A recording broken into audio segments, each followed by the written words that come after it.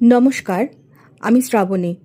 প্রথমেই জানাই প্রেজেন্স চ্যানেলটিকে আমার আন্তরিক ধন্যবাদ।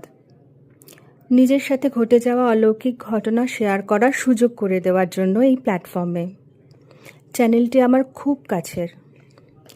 ইউটিউব সার্চ করতে গিয়ে হঠাৎই পাই একদিন খুঁজে চ্যানেলটিকে। আধ্যাত্ম নিয়ে আলোচনা আমার বরাবরেরই ভীষণ প্রিয় বিষয়।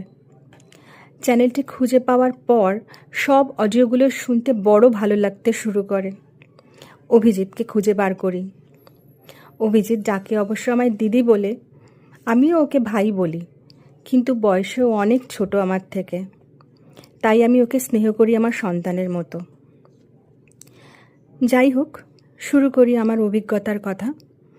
যদি কোনো ভুল ত্রুটি হয়ে থাকে ক্ষমা প্রার্থনীয়।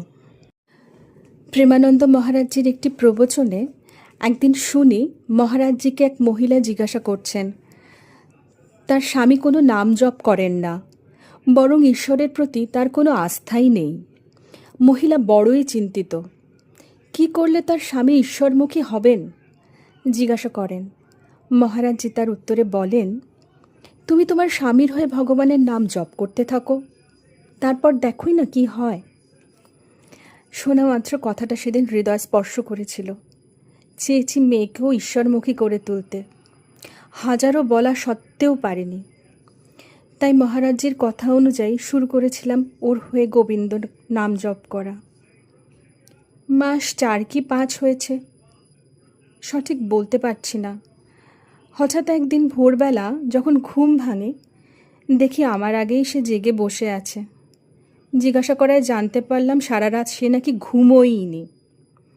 জিজ্ঞাসা করলাম, কেন রে এই অবস্থা? বয়স এখন মেয়ের 16 সবে।